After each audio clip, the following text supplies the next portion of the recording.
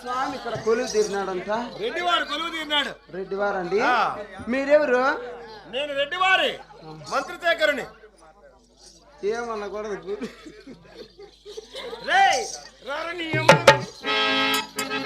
అమ్మింది గారు ఇద్దరు వచ్చినారు.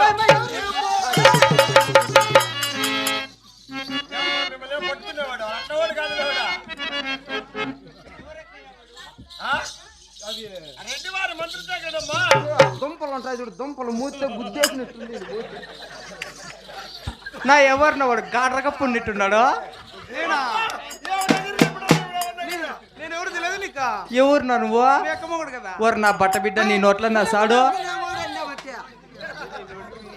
నా మొగుడు మళ్ళీ హీరోయిన్